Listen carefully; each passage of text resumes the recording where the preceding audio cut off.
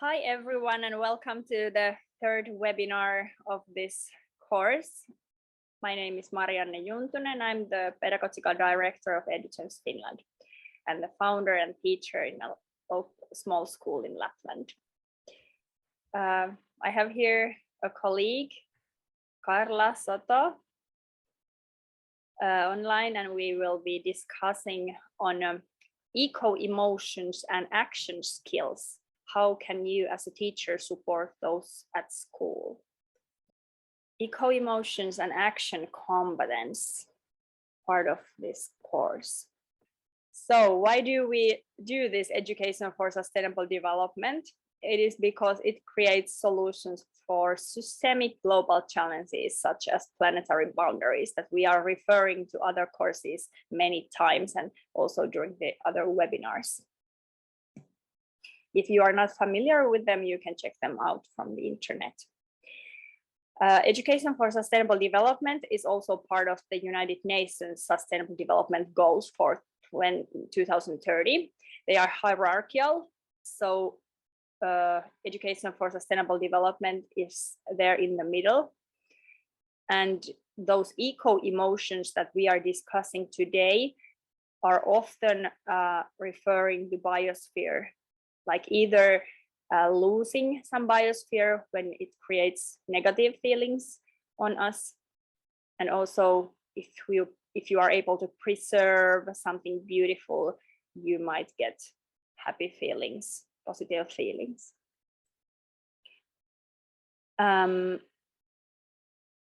So future education is also part of today's agenda.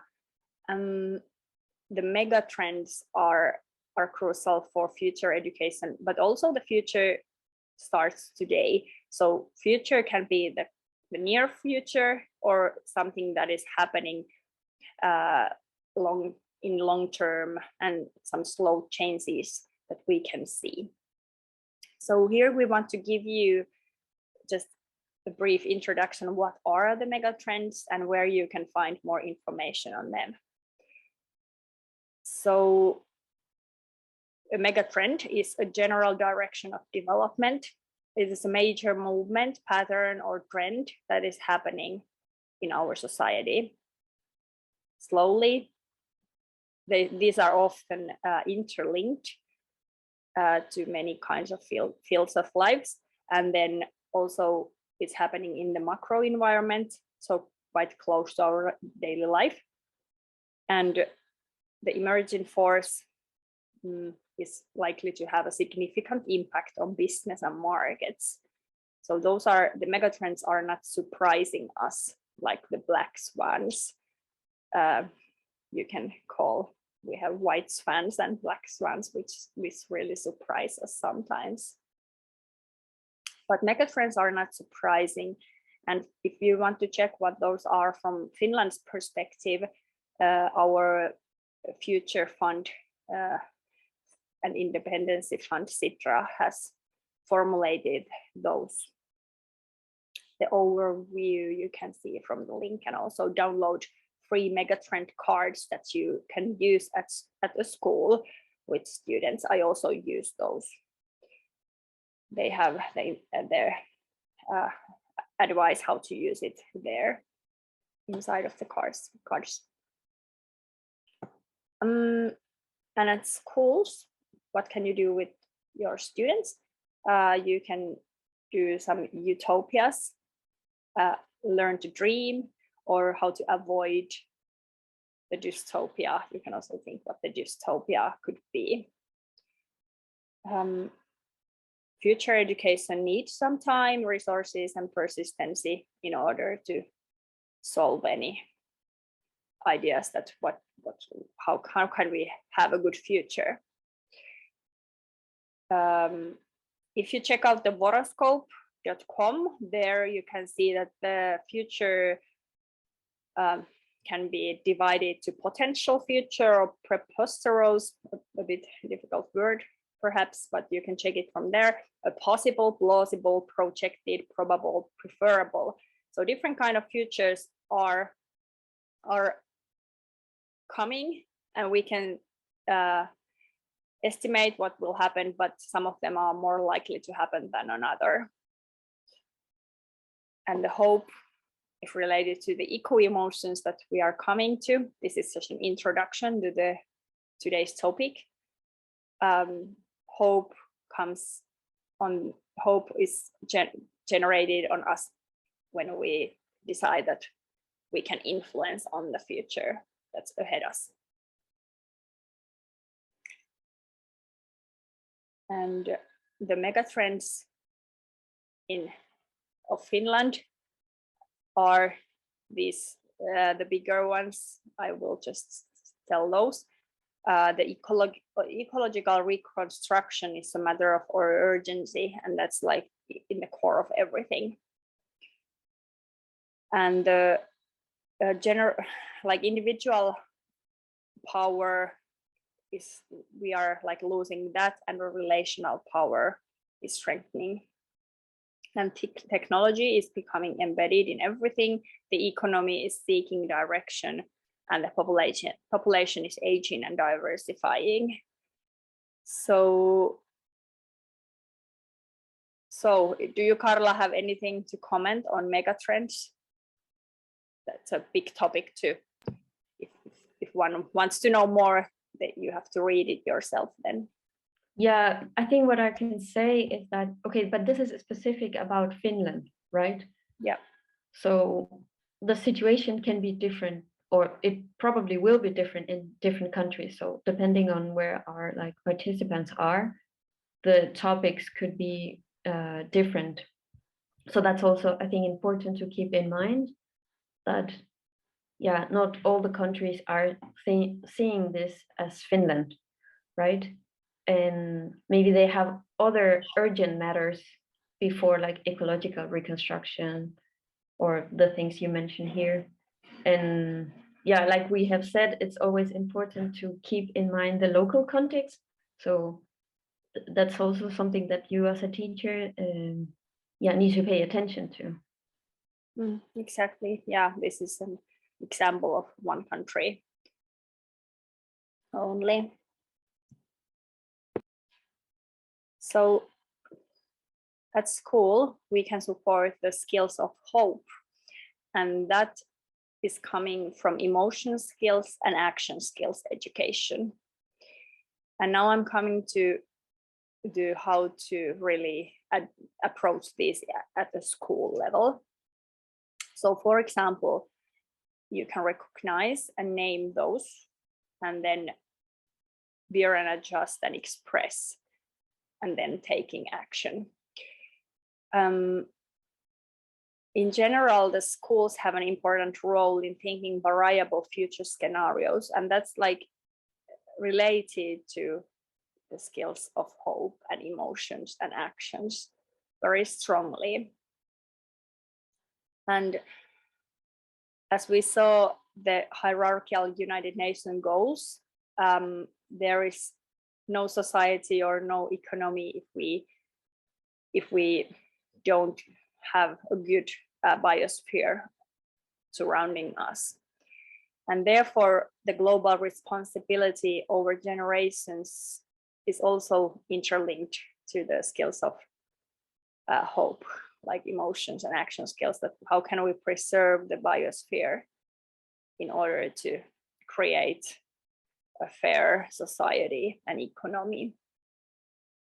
So in future educations, we think that future is not just happening, but we actively and participatory change its direction every day. And if we look at the emotion skills at first, the beginning is that as a teacher, you want to create a safe environment to discuss with your students. And you could formulate the rules either by your teacher or with the whole class, that what do they think that creates a safe environment to discuss.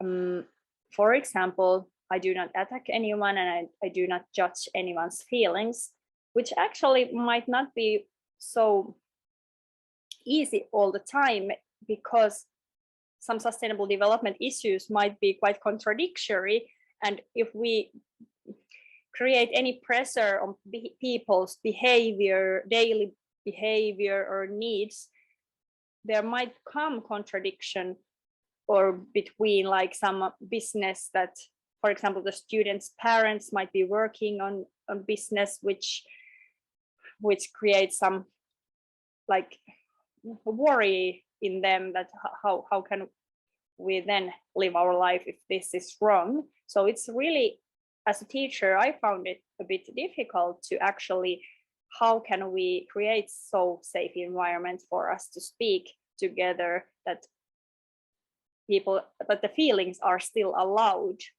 that it's okay to feel worried or anxiety or frustration that what is happening. Like these are big complex issues, so not easy to start talking about sustainable development issues actually. And the trust among us, between the students, between a teacher, and how to agree that we don't share discussed content or comments without authorization to other people, or can we have so good training together that we don't share our individual issues. An active and respectful listening, and choice to choose the level of privacy that best suits you yourself. Because always we might want to take an example of our daily life, and that's already a private participation to the discussion then. And I also thought it was an important point to trying to avoid feelings of hierarchy and inferiority. So you are not above anybody, but not below anybody. That it doesn't matter the level of knowledge, or like everyone is worth the same value in the discussion. So before I ask Karla her opinion, I just go back to the teachers' possibilities in classroom more. So before we can create the safe environment for the students, it might be good to be familiar with our own feelings as an adult, that what kind of feelings do sustainable development issues create in us. And I will soon show you an example of list of emotions. And like also, how do I feel because of the students' reactions? How do I respond to them?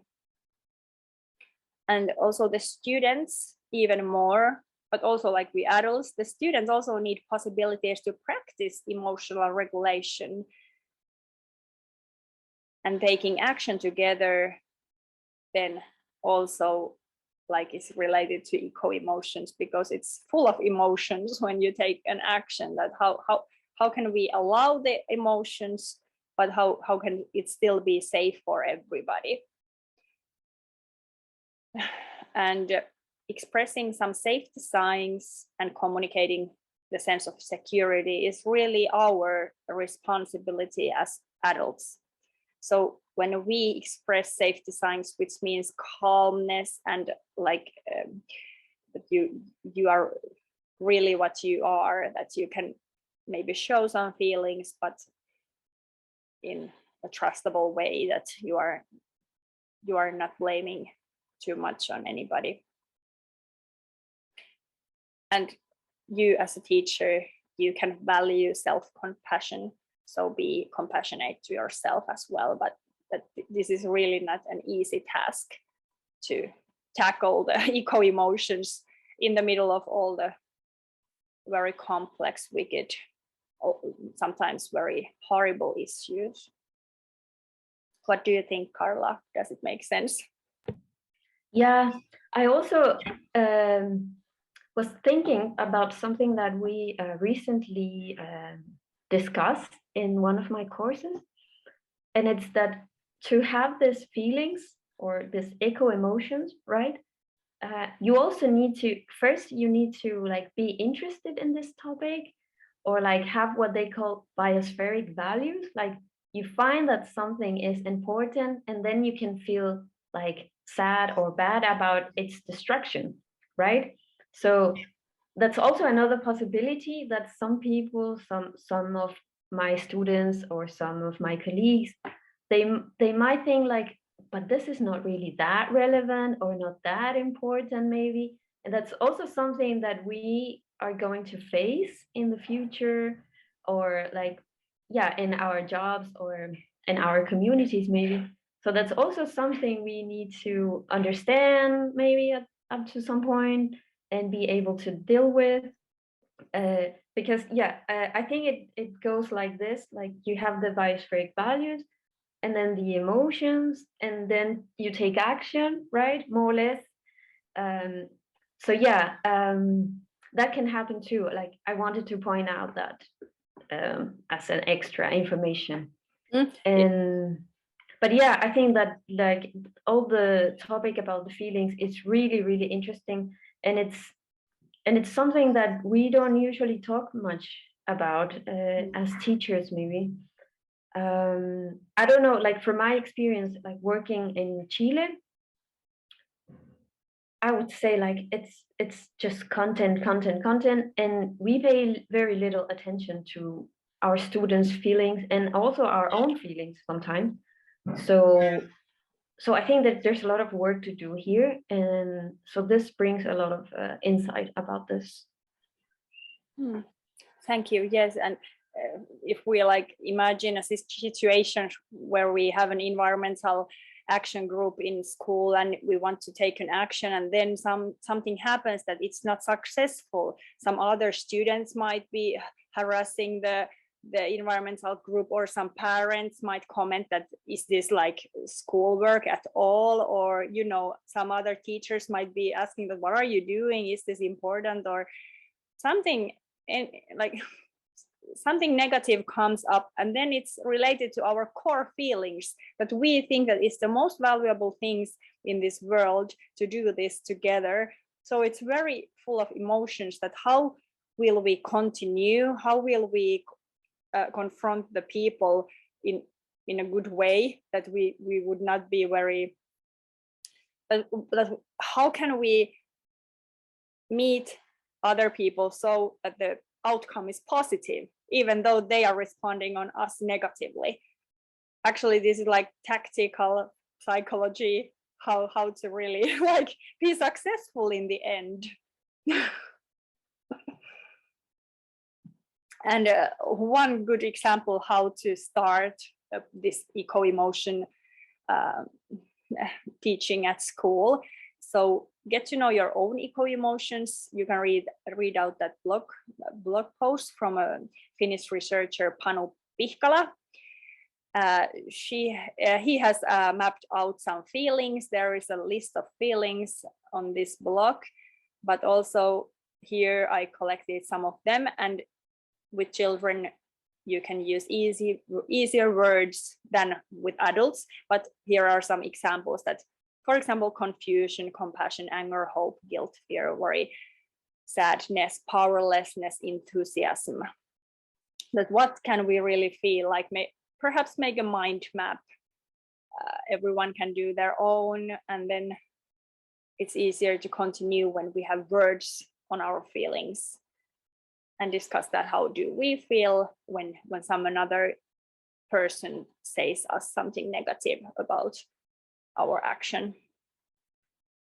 Yeah, can I say something? Yeah, yes, please. Yeah, I think as in module 2, we have an activity like about eco emotions, and I think that's a nice thing to do, just to like give words to whatever is going through your mind, and it can help you like clarify like, okay, why this is so important to me. So it's a good activity, and I think that it can be done with students too, and yeah, you can bring some insight again about this topic. Yeah, good to point that out, that it's embedded to module 2. Then the action skills that are related to emotions. That can be power of an individual or school's actions. And there we learn together new habits. We reformulate the needs for this society or for an individual. At school, we can test new ideas on daily living and choices. And we can support each other's feelings if they are like what we call negative, but still like we all have those feelings. So it's they are allowed to be, but we can support each others during this work. So learning together towards the goals, which are 21st century skills and better inner motivation to study. And we get tools and resources for teaching when we share the best ideas, and better skills to apply. The teaching work will be more looking from us and not only pure knowledge, as Karla pointed out. And also our goal is action competence in everyday life. That what is more important than getting action competence from your school to be a citizen or worker or parent or in any role. But some challenges that we might be facing is that in education for sustainable development and when taking action, the challenges are that the content is very value laden and it requires interdisciplinary work from lessons.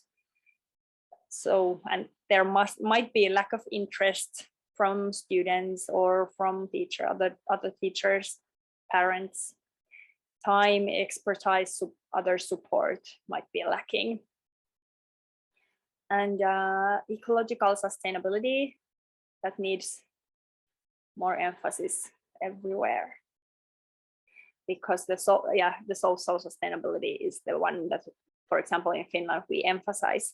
So the ecological talk about how the biosphere is really doing, the biosphere values, that is missing the most in the schools today, everywhere in the world. And what can a teacher do? So if it's possible, it's good to have participatory planning with students, with other teachers, perhaps with parents, and also like actions by students themselves. So who is influencing on whom? The students might want to be influencing on other students or the community, but so that it's not only the teacher who is influencing everybody. So you can use those dystopias or utopias. And also, if the students want, you can try to create some meme to the internet and give feedbacks, positive or negative feedbacks on the people or business that is having a positive or negative impact on the sustainable development issues. You can create advertisements during the art lessons, perhaps. In language lessons, you might want to read out news and also like create news. And also like if you do the likes and comments to the internet, that's also some kind of taking action, that's showing, expressing your opinion on an issue. So it's kind of like the active social media skills. If you share some ads or news, you always like create the atmosphere where you can come up with new ideas or create the good ideas and support those. With students, you can go and sign petitions. So you can go to those web pages that have some take action areas. And just sharing the best ideas, like recipes, products that are more sustainable than the convenient ones. You can also join demonstrations or create one with toys, which have the messages on those. So shortly, we will be sharing some lists of all the possibilities also elsewhere in our internet, so you can follow us. But here are a few ideas. You can join NGOs with your students, or even support a politician, but that's also, of course, a very sensitive topic as a school. But however, like the discussion that the students are part of the society and they use social media, so they can be active there as well, and need perhaps a support from the adults that what is sustainable in the social media and what kind of things are not. What do you think, Karla? Yeah, I was like thinking about, for instance, the demonstration, and for instance, like with Fridays for Future, that started like very little, and that now it's a huge movement, like, and it's mainly students and young people. So I think that's has gotten a lot of attention. So I think that's a good example of like how like a demonstration can grow bigger and bigger, and now it's a global thing, and yeah, it's hopefully like helping like change things a little bit. And I think I have a lot of faith in young people and teenagers, so I think they have the right energy that's needed to change things, and I think they have the willingness to do it.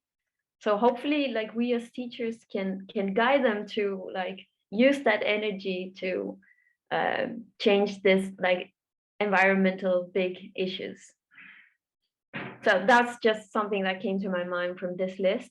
Obviously there's a lot of good ideas too, and many things we can do, but I believe in their power and their energy, and especially in terms of like social media. I know that they are more expert than us teachers in this kind of like resources, and the info is all there, and they know like how to use this tools properly, or maybe we need to still guide them a bit, but they really know how to use these things, right?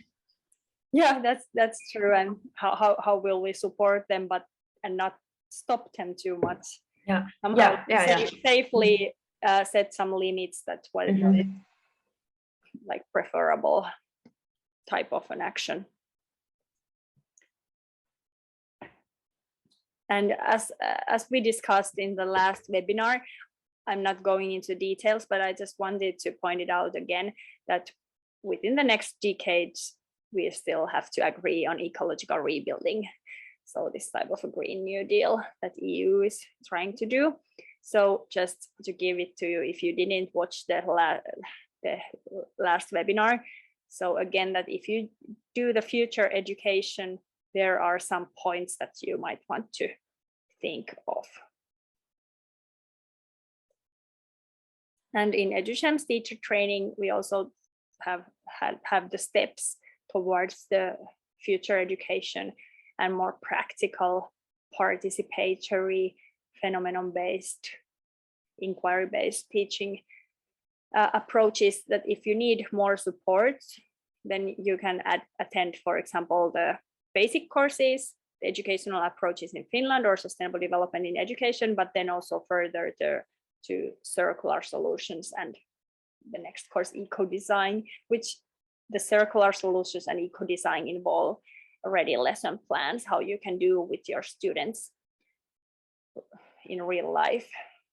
And yeah, to make them active and support their 21st century skills and thinking skills, action skills, this type of learning in practice. Yeah, what I wanted to say, that also from my experience as a student in education for sustainability, what I've heard the most from teachers is like this idea that we don't know how to teach this. We lack the experience, we lack the knowledge about like all the science behind like the environmental problems, like climate change, biodiversity loss. And so it's this big question, like what the teachers should know about this to teach this topic, right? To teach for sustainability. And I think that this teacher training is giving you some hints at least, right? Or is giving you the tools for you to start this journey of teaching for sustainability. So yeah, that's what I wanted to comment, because that's what I've seen the most. Like I've seen, like I have classmates like English teachers, science teachers, and we all feel like, or we all say the same thing or express the same thing at the beginning, like, how do we teach this? Like, I don't have a science background, or I teach only a language. How am I supposed to incorporate this? And this teacher training is gonna give you the tools. So it's answering the teachers' questions, and yeah, so it's the best thing you can do. Yeah, that's so Yeah. true, because Yeah. that's also what I am wondering all the time, Mm. and therefore I'm collecting all the information because I want to teach it, and I want to it be quality teaching. And then you have to kind of like collect everything that you know from the research and from your previous background and experience, and then that all created this journey. Yeah. So I really hope to see all the teachers at this course, because yeah, all the feedback has been so awesome. That we can really be humble and say that it's successful, and giving the teachers really what we are promising. Yes, because there's, like you have mentioned many times, and in the beginning of the teacher training, there is this lack of knowledge and this lack of expertise on like how to do this, and I think the teacher training answers this question, and yeah, it's successful, and that's the most important thing in life. Yeah, for sustainable development. And it's okay. I think it's okay to feel like lost in the beginning. Yeah, that's another idea, like something else that I wanted to say. Like I've seen also like science teachers feeling like, but I still don't know how to teach this, even when you can think that it's only about science that you need to teach when you're teaching about like environmental issues. And it's not the case. Like we have examples of how to use this in other classes beyond science and with very little kids. So it's not a thing about like that only science teachers should know about education for sustainability. Not at all. You can apply it to all other subjects too, and you can combine your teaching with science, and yeah, use the inter and multidisciplinarity. So it has a lot of potential, but yeah, it requires that the teachers take this teacher training to start this adventure of ESD. Thank you, Karla. Yeah, that's so true. Okay, maybe we close now this webinar and hope that we see all these people who are watching this, that we see how you are applying education for sustainable development. For example, something based on this webinar, please share it to the teachers community, and we can comment it there. And really, that's the best reward, when we see that you are using education sustainable development at your schools. Yes. Okay, bye-bye. Thank you. Thank you. Bye-bye. Bye.